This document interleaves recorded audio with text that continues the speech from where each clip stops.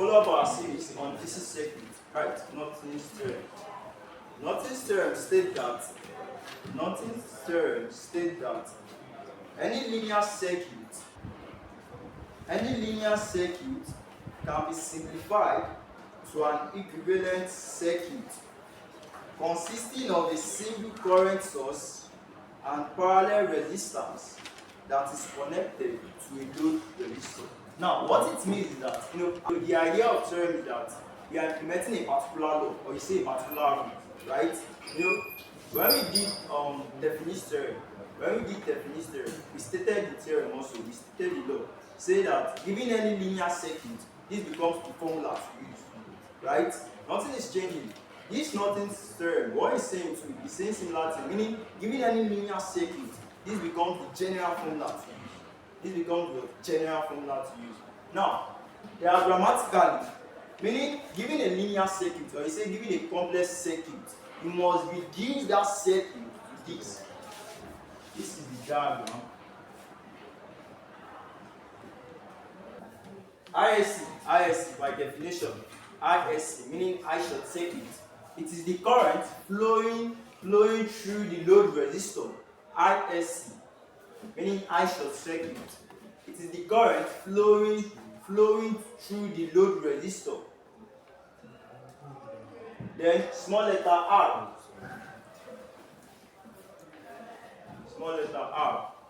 It is the equivalent resistance in the circuit.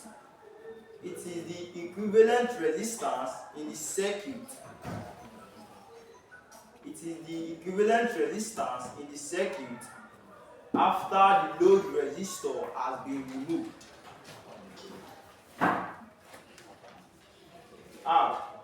It is the equivalent resistance in the circuit after the load resistor has been removed. Now, R itself, load resistor.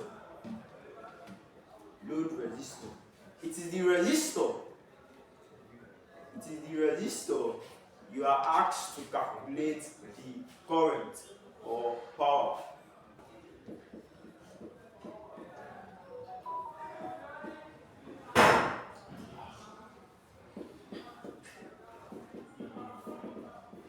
Alright, now take down this example. You can draw this diagram.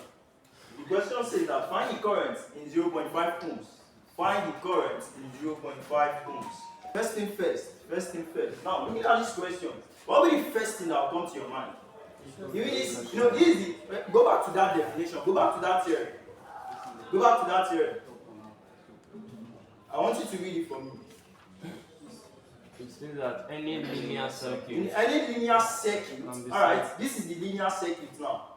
When we say linear circuit, meaning you have more than one source EMF or more than one resistor. Now, go back. In any linear circuit, this is the linear circuit. It can be simplified to an equivalent circuit consisting of a single Now, hold on. The equivalent circuit, this is it. And this equivalent circuit, it is called the Norton equivalent circuit. And for Norton equivalent circuit, it consists of what? Continue. Same current source. It consists of what? Single current source. Parallel resistor. Now, this parallel resistance is connected to the load resistor, right? Alright, now, first thing first, identify a load resistor. By definition, what is load resistor? We said it is the resistor you are calculating the current or the power. Now, question says that find the current in 0.5 ohm resistor. Your load resistor becomes what? 0.5. That's the first thing. Identify your load resistor. Now, having identified your load resistor, short circuit the branch. Meaning, if this is your load resistor, we draw your circuit diagram. By the time you draw your circuit diagram, this is what you have.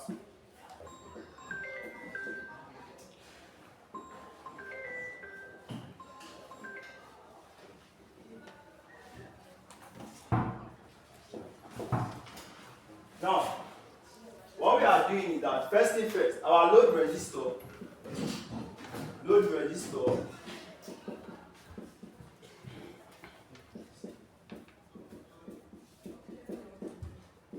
meaning R is equals to 0.5 ohms. We've identified our load resistor. Then the next thing is what? Short circuit the branch. I believe you know what a branch is. A branch. This is a branch. Okay, say this is CD. This is AB. This is AB. This is This is EF. Right? Now, having identified your load resistor, the next thing is what? Short circuit the branch that you have your load resistor present. Now, identify. Out of these branches, where do I have my load resistor? Branch AB. Meaning the next diagram, this is it. I've short circuited branch AB. Right? Meaning after short circuiting, you know, your interest is to know these three parameters. ISC, R, and what? Load resistor. Mind you, you might start with any of these. As far as you understand the concept. Just understand the concept. Now, let's start with this first one. This ISC. How do you calculate ISC? It's very simple. And I must say, this is the simplest theorem so far. If you compare this theorem to superposition, Kirchhoff, and Theorem, you will find this theorem easier. You conclude that by yourself. Now, to get ISC, this is 4.5 volts. This is 8.5 volts. This is 1 ohms. This is 2 ohms. This is C. This is D. This is E. And this is what? F. Now, to get ISC, and your ISC will flow in this branch.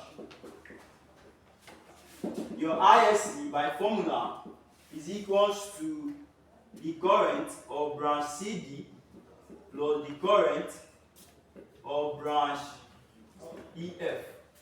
I said by formula, ISC is equals to what? Current of branch CD plus what? Current of branch EF. Now, what this means is that now, you know, you have three branches, right? Yes. But the question is, how do I identify, or how do I know this formula for ISC? I get what I'm saying? Yes. Now, we said this is the formula. The question is, how do I know that this is the formula? Now, it's very simple. You know, given a circuit, of course, you can get current in this branch, right? You can also get current in this branch. So now, what it means is that the other branches that you can calculate the current, after removing your load resistor, the summation will give you ISC. I get what I'm saying? Yes. Other branches, after removing your load resistor, and you can calculate current in those branches, the summation will give you what? ISC. Now, it varies. It's not the time you have addition. In some cases, it might be ICD minus REF. I get what I'm saying? Yes. I said it varies. In some cases, you have addition. In some cases, you have subtraction. Now, how do you know if it is addition or subtraction? It's very simple. Now, observe. Check your battery terminal. Check for branch CD and for branch EF. Now, let me label this as 1, 2. This one, 2, 1, 2. Now, check both branches, which is CD and EF. In what order are they going? Is it 1, 2 or 2, 1? 1, 2. Meaning both branches.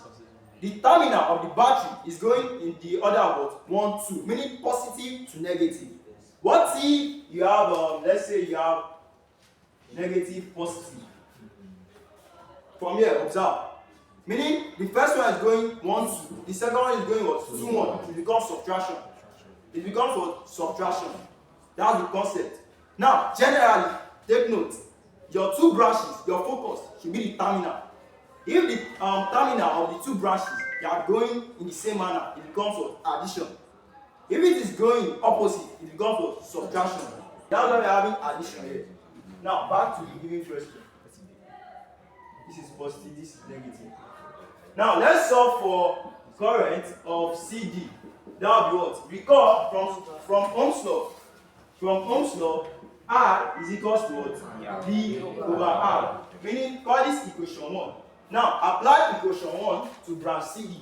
Then apply equation 1 to branch EF. Now, we'll do it together. I want them to answer class. Now, from here, applying equation 1 to branch CD, that becomes what? Meaning the current, applying equation 1, meaning I, which is equals to ICD, is equals to what? 4.5. 4.5 divided by 1. By Ohm's law, this is what you are applying. I is equals to what? V over R. You are applying equation 1 to branch CD.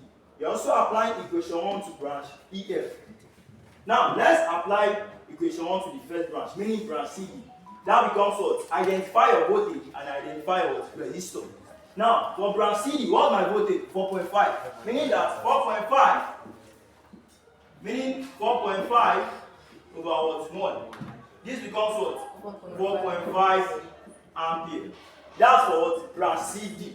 Moving on, I have what? Branch EF. Same idea. Nothing is changing. That becomes what? The current, applying equation 1, which is equals to the current of branch EF. That will be what? 8.5. 8.5 divided by 2. Meaning 8.5 divided by 2. And this is equals to what? 4.25 ampere. Now, the question is, these two currents, am I adding them together or am I subtracting? Why? Why am I adding? Because they are moving in the same terminal. So it becomes what? Addition. Now, come back to this place. What do you have? You have that ISC. You have that the short circuit, the current of the short circuit, meaning ISC, becomes what? Substitute. This is what? 4.5 ampere plus what? 4.25 ampere. What's the answer? 8.75 ampere. Meaning, out of these parameters, you already know ISC. Moving on to the next one. Okay, from here, I already know two parameters. True or false? True. Because given the question, having identified my load resistor, which is this, I already know the answer. So I'm here to know these two guys. Now, from here, let's substitute. My R is what? 0.5 ohms. Then the ISC that I've calculated is what? 8.75 ampere. Next up, I need to know the equivalent resistor in the circuit. Now, how it works is that we draw another diagram. Though not necessary, but you can do that to show your examiner that you know what you are doing. Now, we draw another diagram. What it means is that we move the source voltage, meaning your new diagram. Okay, now let's do it this way. I will just say it, then you tell me what I'm going to be adding in the diagram. You get my point? Yes. Now, your next diagram, you are removing your load resistor. You know, we removed that already from this diagram. Now, from here, let's draw another diagram. The next diagram that I am going to draw, remove the voltage. Remove the voltage. Now, removing the voltage, you will be left with what? Resistors. What are these values of resistor? 1 and 2. Now, solve 1 and 2 parallel. Solve 1 and 2 parallel. That becomes what? 1 times 2 divided by 1 plus 2, meaning 2 over 3. And that's what? 0.67. So that's what I'm saying, that not necessary for you to draw if you understand the concept, but it is always advisable to draw. Meaning you are telling your examiner you know what you are doing. Alright, now from here, let's draw our diagram. It becomes what? Let's just manage this space. Meaning I have this guy.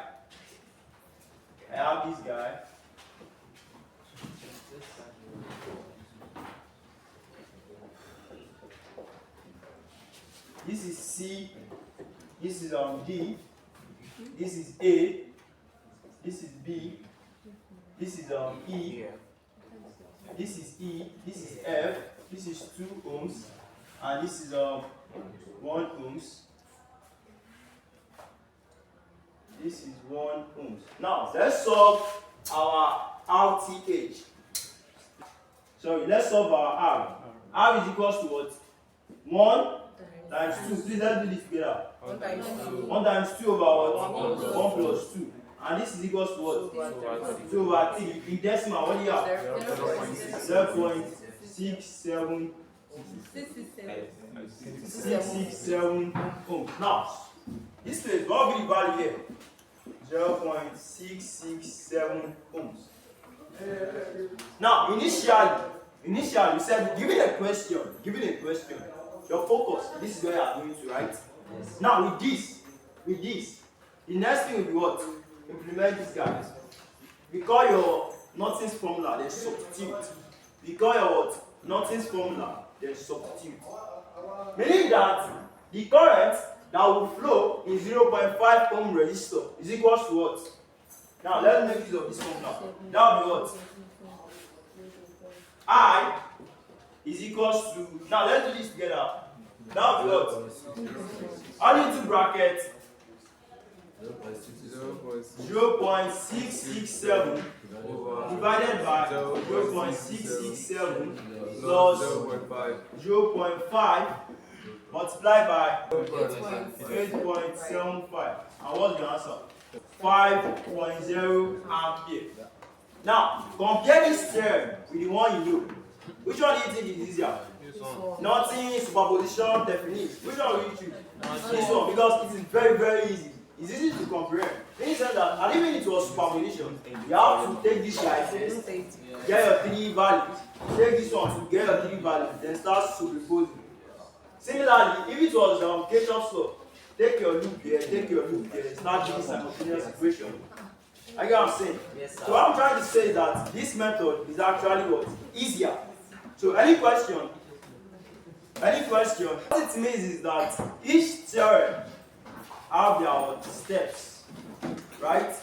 Has their respective step. Meaning that given a question under Norton's theorem, it becomes steps towards implement. You know, when it comes to Definite's theorem, we highlighted the word steps. Now, for Norton's theorem, from what we've done so far, step 1, that was what? Step 1, that was what? Identify the load resistor. Step 2, short circuit the branch the load resistor is, right? Step 3. Remove all sources of EMF. Step 3 is what? Remove the sources of EMF. Okay, you removing the sources of EMF, meaning you want to calculate the equivalent resistance. Okay, that might be your step 3. You are still correct. But I want step 3. I would say calculate the what? I short circuit. Meaning, after removing your load resistor, the next task is what? You want to know the current inside that load resistor. Meaning, calculate the what? I short circuit. Now, the next step is what? As you said, that will be what? Remove the source EMF. Then calculate your equivalent resistance. Meaning, you already know the 3 parameters. You found them already. Then lastly, substitute into your Norton's formula. Then get your answer. So that's how it works. So we are going to take another example. Another example, I want to believe you already have the understanding. You already understood it, right? So we are going to bring it together. Alright, now let's solve.